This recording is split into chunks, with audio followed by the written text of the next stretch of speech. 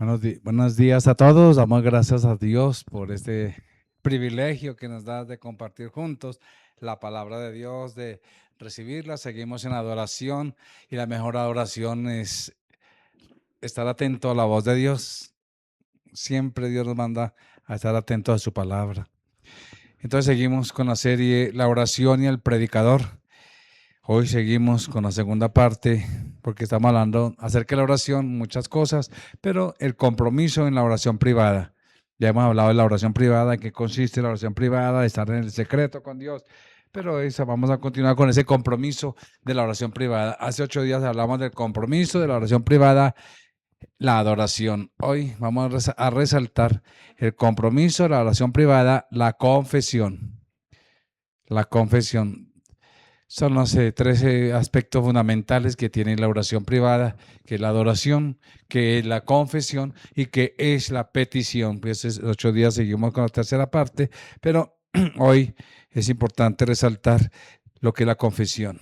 Hablar de confesión es de hablar de muchos aspectos. Ya, es más, la primera, digamos, acción que hicimos nosotros para venir a Cristo, que fue confesar. Fue la confesión, por eso se llama la confesión de fe, ¿cierto? Y por eso decimos, yo recibo a Cristo, entonces confiese. Es más, la palabra dice, sino que confesar es con tu boca. ¿Sí ves? Que Jesucristo es el Señor. Y creyere en tu corazón, serás salvo. O sea, para salvación se requiere confesión también. Pero eso es confesión para salvación. Hoy no voy a hablar de esa confesión. Hoy voy a hablar de la confesión como hijos de Dios. Confesión como iglesia, como pueblo de Dios. John Owen, que fue un gran escritor y por allá en el año 1700 algo, dijo, es cosa grandiosa y rara que el alma pecadora descubra que en Dios cuenta con perdón. Esa es la noticia. Hay perdón de Dios. Es una verdad pura del Evangelio que no tiene sombra, ni paralelo, ni imitación en ninguna otra parte. No hay en toda la creación ni la más leve impresión que se compare a Él. Él es el perdonador, ¿lo sabían? Wow. Si no fuera el perdonador, Padre. Ahí sí como dicen, ay, ay, ay. Dice en Primera de Juan 1:9, para comenzar, ya leímos el Salmo 51 al principio, que tiene que ver con la confesión de que hizo David por el pecado de adulterio y todos los demás pecados, y lo que hizo él después, etcétera, el engaño y la violencia, y etcétera. Pero él, después cuando confrontado por el profeta, él hizo este salmo. Salmo 51 que leímos al principio. Entonces, la confesión del pecado es el primer acto del pecador que ha despertado. Es como ese despertar que nos lleva a nuestro espíritu hacia la gracia de Dios. Esa es la realidad. Por eso, cuando Dios desea una casa en la cual morar, Él prepara. Dice allá en la palabra, en el Salmo 51, precisamente, el versículo 17. Por eso es que el Espíritu Santo convence de pecado, de justicia y de juicio. Porque es iniciativa de Él al pecador que está muerto espiritualmente. ¿Cómo puede una persona muerta actuar? A no ser de que se resucite, se le dé vida. Y dice la palabra aquí que Dios prepara ese corazón contrito y humillado. Un corazón contrito y humillado es aquel que reconoce. Es aquel que sabe su condición. Por ejemplo, una persona enferma, una persona adicta de cualquier forma de adicción, como el primer paso, y según los psicólogos, aquí hay psicólogos que nos pueden corroborar, el primer paso para la sanidad es reconocer. Si no reconoce su adicción, pues nunca va a ser, se justifica. No, yo no necesito, yo no, igual el pecador, hasta que no sea consciente de que está separado de Dios. Hasta que no seamos conscientes nosotros que nuestras acciones nos están separando de Dios. Porque muchas veces nuestras acciones, por más espirituales que pretendamos ser, nuestras acciones nos separan de Dios. Y si no somos conscientes de eso, ¿cómo vamos a fortalecer nuestra comunión con Dios? Entonces, Dios siempre desea esa casa en que estar ahí Cuando ese corazón contrito y humillado reconoce. Eso es como en el Antiguo Testamento, el pueblo de Israel traía la ofrenda, el pueblo en común traía la ofrenda hasta ahí, hasta la entrada, hasta el altar del sacrificio. Después llegaba el lugar santo, que eran los sacerdotes, y después el lugar santísimo, que era el sumo sacerdote. Y una vez al año podía entrar y limpio, una ceremonia tremenda para poder entrar al lugar santísimo, que era donde estaba la propiciación, era donde estaba la sangre derramada, es donde se derramaba la sangre de los corderos que representaban de todo el pueblo. Ahora nosotros en Cristo, en el Nuevo Testamento en adelante, nosotros vamos al Señor con una ofrenda. Atravesamos, ya no nos quedamos afuera. Atravesamos, entramos al lugar santo y avanzamos hacia el propiciatorio donde está la sangre derramada de la cruz. Nosotros llevamos esa ofrenda al Señor y le decimos, Señor, y ya no presentamos por los demás, por nosotros mismos. Por eso la palabra dice que somos sacerdotes. Y ser sacerdote es presentarse a sí mismo. Y Señor, aquí estoy, por la ofrenda del Cordero. Entonces, mis amados, entramos al propiciatorio manchado de sangre, que es la sangre de Jesús, cuando nosotros cometemos acciones que no le agradan a Dios. Por eso es importante hablar de la confesión de pecado. Nosotros hemos sido justificados. ¿Cuántos son justificados? Aleluya. Somos justicia de Dios. Dice la palabra que al que no conoció pecado, por nosotros lo hizo pecado, para que nosotros seamos justicia de Dios. Aleluya. Somos justificados. Somos aceptados por Cristo. Y muchos, inclusive, cuando llegamos al Señor, inclusive aún los recién convertidos al Señor, no dejan de cometer pecado. Nosotros que llevamos tiempo, ¿será que ya dejamos de pecar? ¿Dejamos de pecar? A veces decimos, ay, es que otra vez yo con las mismas. Y nos da hasta pena venir al Señor. Bueno, mis amados, pero lo más bonito, más lindo, lo más hermoso es que la palabra dice que andemos en la luz. Y si andamos en la luz, entonces andar en la luz significa tener conciencia de mi propio pecado. ¿Aló? Andar en la luz es tener conciencia de mi propio pecado. Y cuando yo ando en la luz, entonces estoy consciente de lo que yo hago. Tremendo, mis amados. Ser consciente de esa vileza de la culpa, de lo aborrecible que es la iniquidad. Mis amados, por eso es que hemos sido regenerados. Los que no son regenerados nunca van a ser conscientes. Necesita una obra de Dios, el Espíritu actuando en ellos. Pero ahora, mis amados, nuestras transgresiones, nuestra apostasía y todas nuestras cosas que a veces como que tratamos de desviar, venimos a la luz ante el Señor y las ponemos ante Él. Por eso Salmos 51:4. Cuando venimos ante Él, exclamamos y nos identificamos como el salmista y lo dice: contra ti, Señor, contra ti solo he pecado.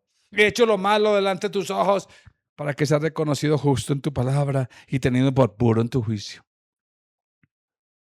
Qué tremendo. Por eso vamos a mirar tres aspectos rápidos acerca de la confesión. Primero, sea explícito. A Dios no le gusta lo que hagamos. Señor, he pecado, perdóname. ¿Pero en qué? ¿Cómo? ¿Cuándo? Sí, así muchas veces somos generales por salir del paso, porque es que tengo que pedirle al Señor y nos olvidamos de confesarle al Señor. Entonces la confesión de pecado debe ser explícita, mis amados. Por eso es necesario venir en el ritual, por ejemplo, allá en Levítico 16:21, el Antiguo Testamento. Cuando se transfería el pecado, ¿cómo lo hacía? ¿Por qué ese cordero recibía ese pecado en el día de la expiación? Ahí presuponía la confesión de pecados definidos. Por ejemplo, ahí dice en Levítico 16:21, y pondrá Aarón sus dos manos sobre la cabeza del macho cabrío, del animalito, y confesará sobre él todas las iniquidades de los hijos de Israel y todas sus rebeliones y todos sus pecados. Más adelante, ahí en el Levíticos también, ya es hablando del sacerdote que estaba intercediendo por el pueblo, pero también y tenía que nombrar todos los pecados del pueblo. Y en Levíticos 1:4 ya habla individual, en sacrificios individuales también, mientras que la persona ofrecía el sacrificio, ponía también sus manos sobre el corderito, sobre la víctima. Y dice ahí en Levíticos 1:4, y pondrá su mano sobre la cabeza del holocausto y será aceptado para la expiación suya. ¿En qué consistía eso?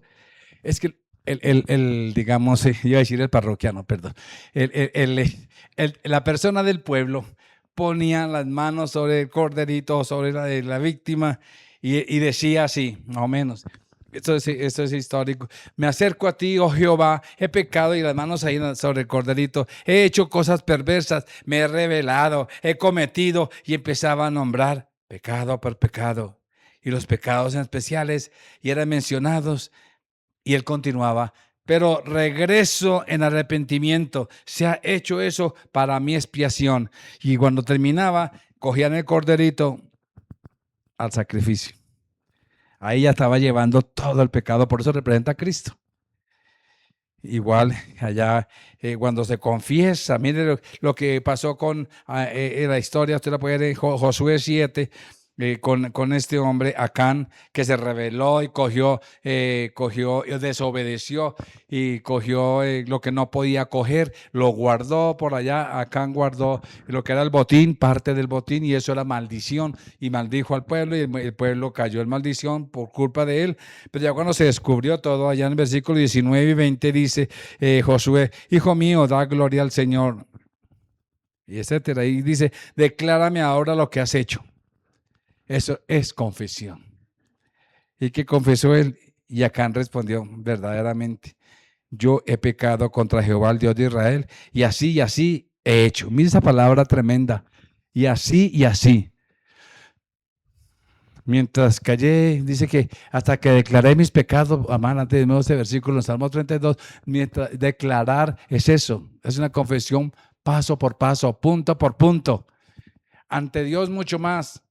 Señor, mira mis pensamientos y empiezan a descubrir por allá. ¿Y qué más tengo que ofrecerte? ¿Qué más tengo que decirte, Señor? Con Dios es así, la gran promesa aquí. Por eso ya lo leímos, pero voy a repetirlo primero en Juan. Es muy clara. Si confesamos nuestros pecados,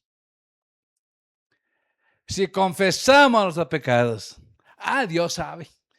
Que Dios sabe que Dios sabe que una es muy débil, como decía por ahí.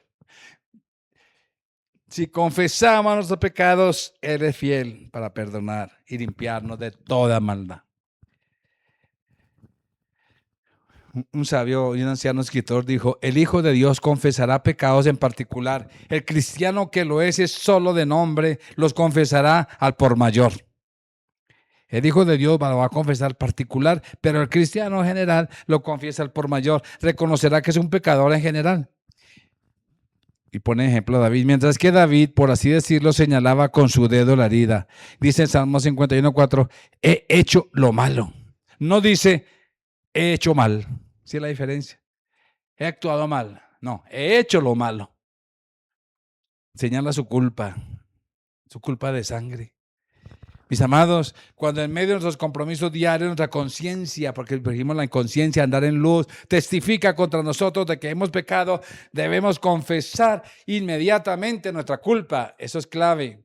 No dejar pasar el tiempo, reclamar por fe, ser limpios por la sangre de Cristo y de esta manera llevar al Señor todas nuestras acciones. Acuérdense que la palabra dice, la sangre de Jesús habla mejor que la de Abel. Es una sangre sin contaminación. Es una sangre pura, inocente.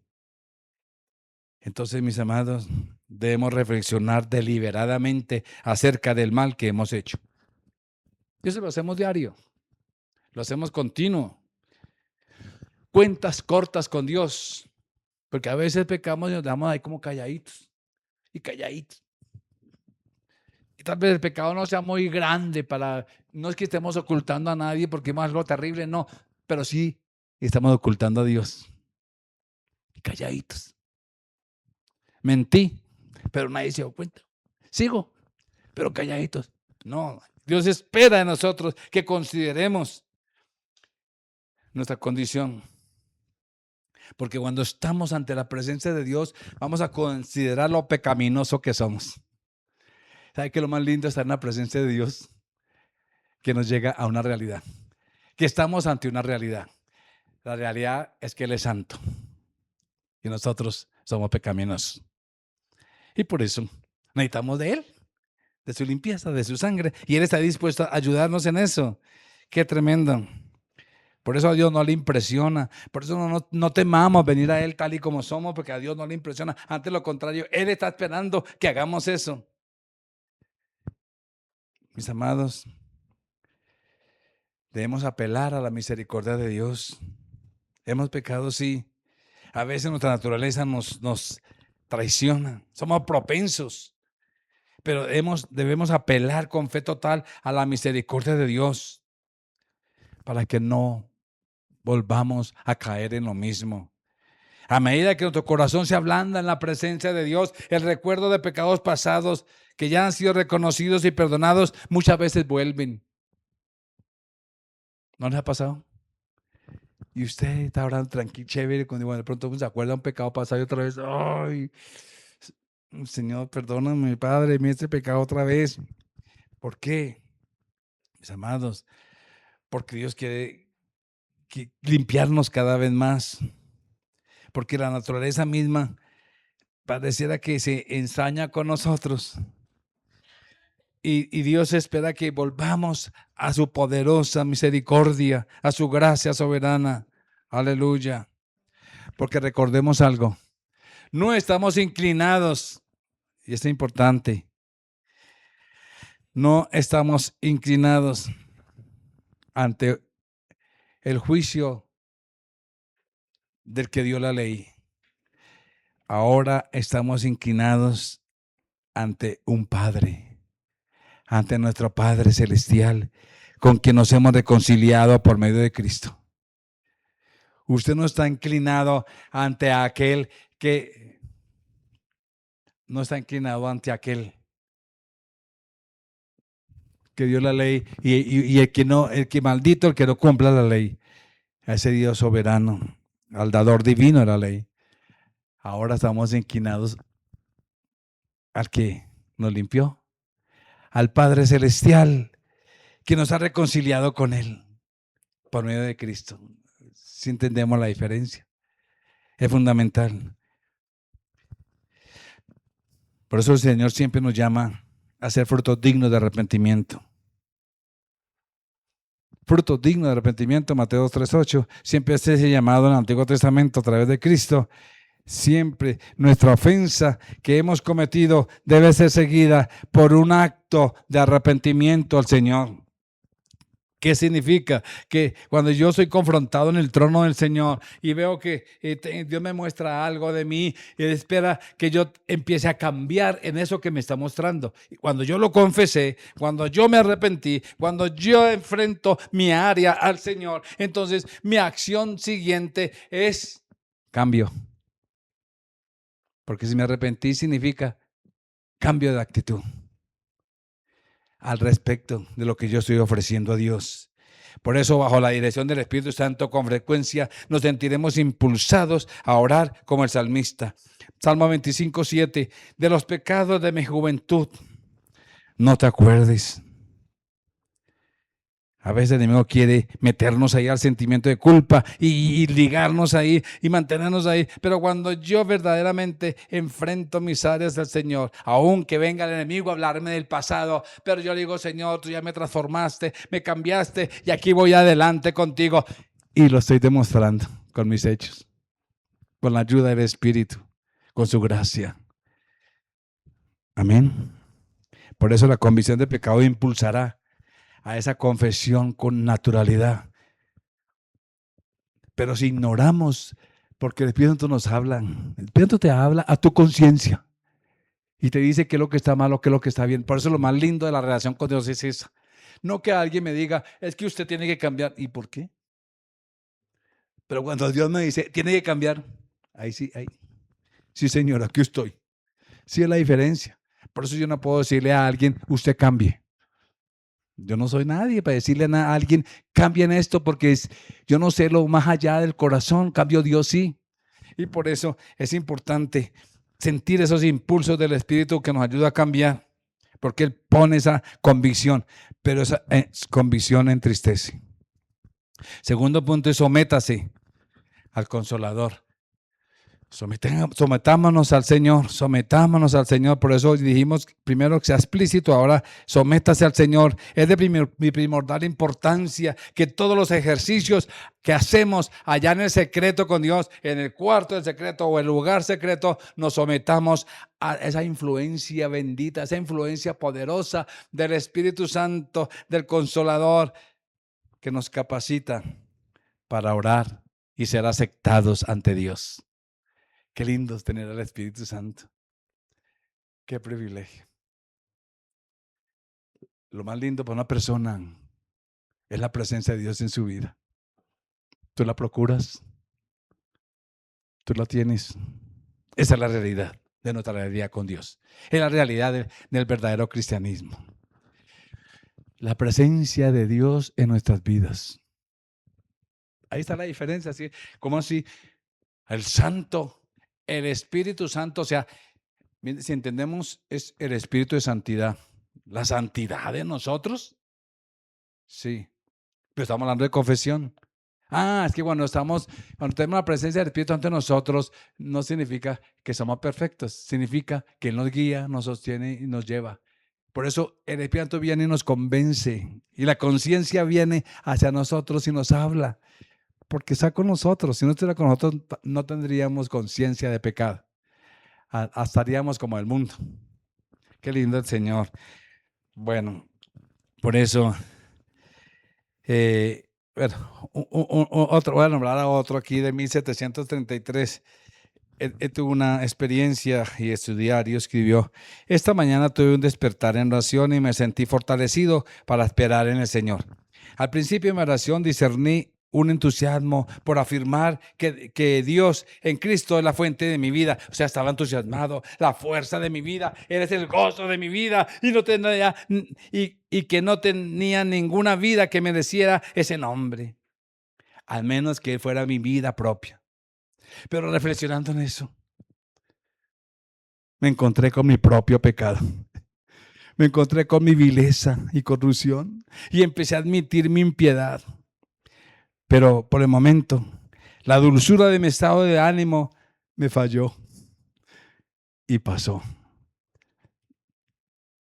De esto puedo sacar esta lección, que ninguna dulce influencia del Espíritu debe ser usada con el pretexto de obtener un estado de ánimo que en realidad debe estar basado en la humillación. De otra manera, el Señor puede ser provocado a retirarse de nuestra presencia. Aunque él sentía el gozo y paz y todos los ánimos, pero también fue confrontado a su realidad como persona. Mis amados, cuando nos encontremos tentados al peligro de ceder a la vanagloria, echemos una mirada a nuestros pecaminosos pies, echemos una mirada que somos polvo, pero nunca al punto de perder nuestra seguridad de que somos hijos de Dios o nuestro sentido de lo precioso que es Cristo. Alguien nos recordó: en el cielo no hay música de la ley, o sea, no hay juicio, temas de juicio. Allí todo tu canto es, como dice Apocalipsis 5:12, digno es el Cordero, digno es el Cordero, digno es el Cordero. Qué privilegio. Y dice también Apocalipsis, porque ahí la sangre del rescate ha expiado todo pecado. Por eso en el cielo no se habla tanto de pecado, sino de aquel que nos liberó de ese pecado. Dice, y cantaban un cántico nuevo diciendo, Apocalipsis 5:9, digno eres de tomar el libro y de abrir sus sellos, porque tú fuiste inmolado y con tu sangre nos has redimido para Dios de todo linaje, lengua, pueblo y nación. Mis amados,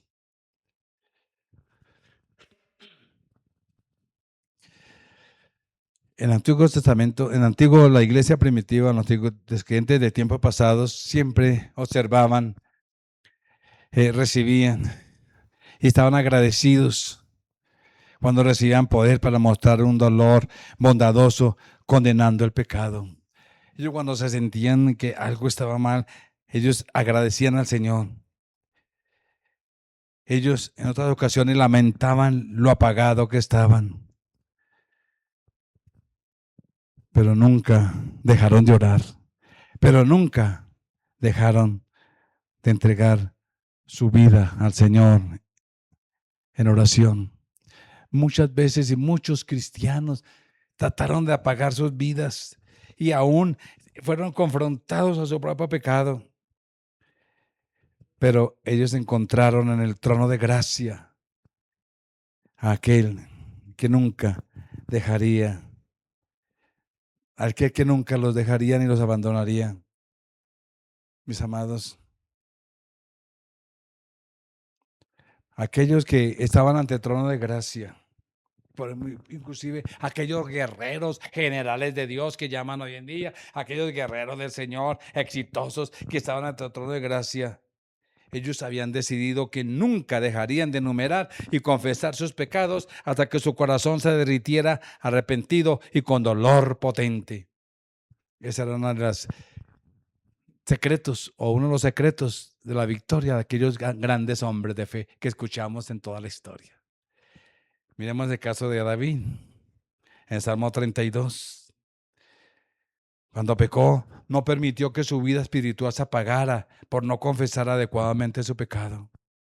Bienaventurado, dice el versículo 32 del 1 al 5, bienaventurado aquel cuya transgresión ha sido perdonada. Ahí empieza a dar una introducción muy bonita. Es bienaventurado el que confiesa. Es más, el que alcanza el perdón y cubierto su pecado. Por eso dice ahí, y sigue diciendo qué pasó. ¿Por qué es bienaventurado? Bienaventurado el hombre a quien el Señor no culpa de iniquidad y en cuyo espíritu no hay engaño.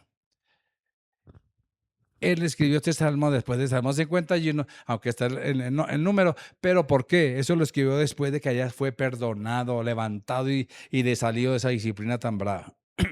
Dice su experiencia, mientras callé, se envejecieron mis huesos. Si tú tienes al Espíritu Santo y callas, algo por dentro, sientes frialdad, te sientes apagado, no sientes nada. Mientras callé, se envejecieron mis huesos en mi gemir todo el día, porque de día y de noche se agravó sobre mí su mano y se volvió mi verdor en sequedad de verano. O sea, como estamos ahorita. Y usted ve en el pueblo, va a los pueblitos, a veces pura tierra, pura, ¿cierto? Cuando hay así, ¿cómo se llama? Verano tenaz, etcétera. Cuando no sale el sol por el agua por ningún lado. Cuando hay, ¿cómo se llama? Sequedad. Eso. Entonces, es por eso que así se sentía él. Nada. Porque de día y de noche se agravó sobre mí tu mano. O sea, la conciencia estaba ahí. Se volvió mi verdor en sequedad de verano. Mi pecado te declaré. Ah, aquí está la clave. Declaré y no encubrí mi iniquidad. O sea, empezó a confesar y dije, confesaré mis transgresiones a Jehová y tú perdonaste la maldad de mi pecado. Qué tremendo. El tercer aspecto, porque hasta que no verdaderamente nos dejemos, cedamos, como dice el segundo punto, sométase al Consolador, hasta que no nos sometamos al que aquel que nos habla y nos dice qué tenemos que hacer, qué tenemos que rendir cuentas y en qué área. Vamos a estar secos. Ahora sí el tercer punto. ¿Por qué un corazón está apagado? ¿Por qué un corazón está seco? ¿Por qué, aunque ya David nos dio luz mientras callé? Puede haber muchas razones por las cuales el corazón está apagado de alguien. Pero voy a mirar la primera. Estamos en el tercer punto. ¿Por qué un corazón apagado? Aquel que fue una vez tenía una pasión por Cristo. Aquel que su servicio al Señor era todo. Aquel que dejaba cosas inclusive por servir al Señor. Aquel Que no decía, hoy no tengo tiempo, no puedo. No, Andy decía, no hay que sacárselo para mi Señor. Y no le importaba. Pero aquel dejó ese fervor de su primer amor y empezó a menguar por falta de combustible, por falta de vigilancia, por falta de cuidado, hasta que se quedó casi como cenizas, humeante. El fuego ya está como humeante, apagándose. Por eso el clamor es que el fuego de Dios venga sobre nosotros y el fuego de Dios venga sobre cada vida. Es bonito orar, Señor, trae un avivamiento sobre Colombia. No, es así. Trae un avivamiento sobre la iglesia o sobre la iglesia general. No. Si no hay un avivamiento personal, no puede haber un avivamiento general. Dice Apocalipsis 2:4 y 5. Pero tengo contra ti que has dejado tu primer amor. Hay una acusación directa del Señor. Recuerda, por tanto, de dónde has caído y arrepiéntete y haz las primeras obras, pues si no, vendré pronto a ti y quitaré tu unción. Acuérdate que tu candelero es la luz. Si no te hubieras arrepentido. Dios espera que continuemos. No es que haya primero, segundo y tercer amor. Aquí habla del primer amor como la base fundamental de nuestra existencia. Y el amor principal es el de Dios que hemos recibido. Si no hay ese amor verdadero hacia Él, estamos mirando hacia otro lado. Por eso su mayor dolor es que no siente dolor por su pecado. El mayor dolor de alguien es que no siente dolor. Y la mayor carga de alguien, la carga más pesada, es que no lleva carga. Wow. O sea, no se deja, el espíritu no se deja redarguir, no siente la conciencia como algo hacia Dios. Algo está pasando. Y no les importa si vienen o vienen, no importa si se comprometen, no importa si oran, no importa si leen o leen cuando pueden, cuando tienen tiempo. No. Entonces ahí va, opacándose, apagándose. Los que se encuentran en este estado muchas veces están más cerca de apartarse del Señor. Pero cuando reconocen, aunque estén fríos, aunque estén, digamos, como dijimos aquí, apagados, el Señor está cerca, más cerca de lo que piensan. Ahí está el Señor, cerca. Siempre el Señor ha estado cerca y estará cerca, por más de que nosotros estemos a nuestro propio ritmo. Qué tremendo. Alguien dijo, nos sentimos más atraídos a Cristo bajo la influencia de un corazón muerto, ciego, que por todos los dolores, humillaciones y temores. Es necesario nosotros fortalecernos en Él. Aquello que nos parece un corazón apagado, esa es la otra razón. Puede ser la operación del Espíritu Santo convenciéndonos de pecado que no hayamos notado. O sea, no estar alerta al convencimiento del Espíritu Santo. No nos dejamos convencer. No, pero es que yo tengo a Cristo, claro. Eso es cuando uno mira una galaxia, cuando todos miramos las galaxias del cielo, allá tan bonito, y ve solo una franja tenue allá de reflejos. De la misma manera, así uno va adquiriendo conciencia de los innumerables pecados que a veces no consideramos. Por la sombra que proyecta ya la faz de los cielos, vemos allá como una estrellita, y así a veces cuando venimos al Señor vemos como algo de nosotros por allá como escondido. Pero aquí está la diferencia. Cuando observamos con un telescopio allá, tenemos la opción de observar con un telescopio más de cerca la franja esa que vemos allá novelosa. Entonces vemos un poco de estrellas. Wow, no solamente era una lucecita ya, son estrellas en cantidades infinitas. Y así pasa cuando nosotros estamos en el lugar secreto de comunión. A veces venimos al Señor con esa lucecita y pensando que solamente es eso y ya. Pero cuando venimos a su presencia, es como ese telescopio, se empieza a abrir un mar de situaciones personales y empieza a desparramarse y a formarse y a darnos cuenta de que no solamente era un solo pecado, sino que eran varios y eran otros y vemos, Señor, aquí estoy. Entonces, mis amados, en la hora de oración tenemos que rogar como el salmista. Salmo 139, 23 y 24 dice: examíname, oh Dios, y conoce mi corazón. Pruébame y conoce mis pensamientos y ve si hay en mí caminos de perversidad y guíame por el camino eterno. Porque aquel que prometió allá en Sofonías 1:12, mira lo más lindo del Señor, que el Señor dijo a Jerusalén que lo escudriñaré con una linterna. Eso es estar en la presencia del Señor. Qué tremendo. Acuérdense que el tiempo de escudriñar a Jerusalén con linterna. Qué tremendo.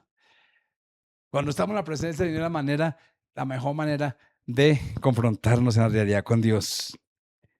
Nos examinará arriba y abajo, nos probará como se prueba la plata, nos ablandará como el trigo, pero Él los quiere limpiar. Él traerá a la superficie desde las profundidades inexplorables de nuestra naturaleza todo lo que es contrario a la mente de Cristo y todo lo sujeta al pensamiento de Cristo. Esa es la realidad de la confesión. 2 Corintios 10:10, por eso es que dice ahí, porque Él quiere llevarnos a la obediencia a Cristo. Y dice la palabra que derribando argumentos, Él quiere derribar todo argumento y toda altivez que se levanta contra el conocimiento de Cristo, llevándonos cautivo todo pensamiento a la obediencia de Cristo. Mis amados, otro aspecto es por qué el corazón apagado. También, como dijimos ahorita, el segundo es que nos dejamos convencer por el Espíritu o enfrentar a su presencia para que Él nos revele lo que somos. Otro aspecto del corazón apagado resulta también de la percepción de nuestros muchos pecados de omisión, o sea, deberes sin cumplir, oportunidades desaprovechadas, gracia ignorada. Eso es lo que a veces afecta. Muchas veces cuando nos arrodillamos en oración, mis amados, vienen tantos pensamientos. Los años perdidos claman de entre nosotros. Debemos orar como hijos, Señor, con frecuencia y con humildad, que el Señor perdone nuestros pecados de omisión y fallas en nuestras obligaciones. Cada día es una embarcación. Cada día nos embarcamos a un nuevo reto, a una nueva situación cada día, ¿o no? Por eso el Señor dijo, cada día tiene su propio afán. Y nos enfrentamos a esa embarcación que debe llenarse de acciones santas y búsqueda seria antes de avanzar. ¿Qué nos sucede, mis amados? ¿Cuántas horas desaprovechamos? ¿Cuántas oportunidades perdemos? Y el mundo pasa y deja de ser y su forma se desvanece. ¿No nos pasa que decimos, ya llegó Semana Santa? ¡Oh! O cuando conocemos a la familia y ver, hace años no vemos a alguien, mire, le presento a mi bebé, todo un señor. ¿Y cuánto tiene su bebé? 25. ¡Wow! ¿Cómo creció? Y todo pasa y todo pasa. Y nuestra realidad con Dios también sucede lo mismo. Dejamos para después, nuestros compromisos para después. Después le sirvo, yo después le agrado, yo después me comprometo, yo después oro, yo después busco, yo después me disciplino. El mundo pasa, como dice en 1 Juan 2:17, el mundo pasa y sus deseos, pero el que hace la voluntad de Dios permanece. Ojo, permanece y debemos permanecer en el Señor. Pero otro aspecto también importante, en el cual nos lleva a tener un corazón apagado. Estamos hablando de confesiones porque no confesamos. Es que todavía tenemos pecados ocultos, pecado secreto, porque por nuestra naturaleza, esta naturaleza digámoslo así, tiene deseos, concupiscencia. Hay concupiscencia. Claro que hay concupiscencia. Claro que hay deseos desordenados de nosotros. En este cuerpo de muerte, como dijo Pablo. Ay de mí, ¿quién me librará de este cuerpo de muerte? Y Pablo dijo, hay una ley en mí. ¿Cuál es la ley que él descubrió? El pecado está en mí. Pero después dijo, gracias a Dios por Jesucristo. Es someternos y nos cuesta someternos. Nos cuesta por nuestra naturaleza someternos. Cuando admitimos lo depravado de nuestra naturaleza, debemos esforzarnos por hablar según la medida de nuestra experiencia. A muchos exageran, ¿no? Yo sí, mire, podemos exagerar. Es que nuestra experiencia con Dios es esto y aquello, y es que yo tengo la unción, etcétera. ¿Cuántos golpes ha recibido la iglesia por los malos enfoques y testimonios de los tales ungidos? Porque no se ha entregado una realidad al Señor. Por eso, al ir avanzando en gracia, al ir acostumbrándonos a presentar nuestros pensamientos, a someternos al Señor, a esa luz de la pureza de Cristo, al abrir los rincones más escondidos de nuestro ser, a esas influencias generosas del Espíritu Santo, a dejar que Él entre en mi ser y me convenza de pecado, de justicia y de juicio, entonces Él nos guía hacia una comprensión más profunda de lo que verdaderamente es el pecado innato que tenemos aquí, que lamentamos como Esdras 9:6. Dice, Dios mío, confuso y avergonzado estoy para levantar, oh Dios mío, mi rostro ante ti. Qué tremendo, mis amados. Que Dios nos guíe y nos sostenga en esa realidad con Él. Que Dios nos sostenga, mis amados.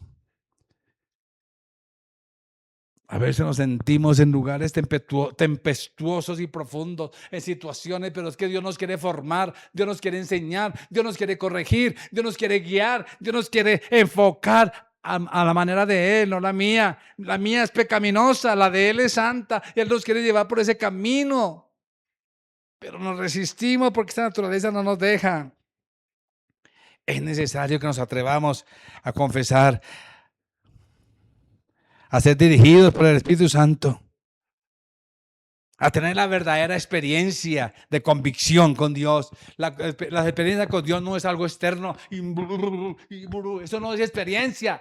La verdadera experiencia está cuando tú derramas tu corazón, cuando lloras delante de Dios por tu pecado. Y cuando ves que Dios te levanta. Cuando ves que Dios te sostiene. A pesar de todo, Dios abre camino y muestra su gloria en ti. ¿Eso no es lo maravilloso? ¿Eso no es una mejor experiencia? Aleluya, porque Satanás falsifica muchas cosas. Por eso, mis amados, para concluir, recuerda siempre, el amor de Cristo llena tanto el corazón, que aunque el recuerdo del pecado sigue, aunque a veces esta naturaleza nos quiera dominar, ese sentido del pecado se desvanece. ¿Por qué? Porque estoy en la presencia del amor del Señor, porque estoy en su presencia por la sangre del Cordero. Y entonces toda esa inmensidad del pecado es absorbida por la sangre del Cordero y viene un océano inmenso de paz y gracia del Señor. Esa es la importancia de la realidad con Dios cuando confesamos. Esos momentos de exaltados de visitación por parte de Dios nos lleva al gozo pleno.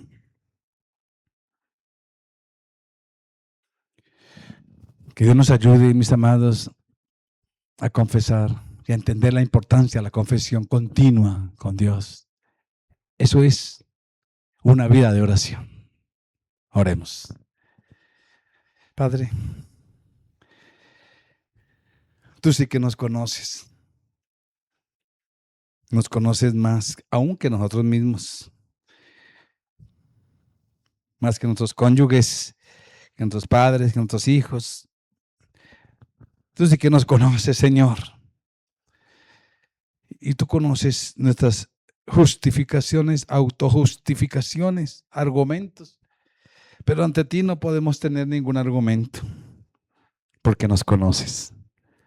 Aún no está la palabra en nuestra boca y tú la sabes toda. Señor, hoy proclamamos, ayúdanos a vivir esa vida de tiempo, una vida, Señor, de cuentas cortas contigo. Una vida de confesión constante. Una vida que nos lleva a la victoria, porque tú nos has dado la victoria plena. Tú no nos acusas. El que podía acusarnos, porque tu palabra dice, ¿quién acusará a los escogidos de Dios? Dios es el que justifica. El que podía acusarnos nos justifica.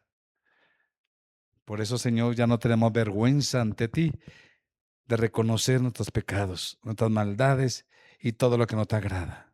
Porque sabemos que tu amor es inmenso, tu sangre es poderosa para limpiarnos de toda maldad y tu Espíritu Santo nos guía a toda verdad y nos levantamos y estamos en pie.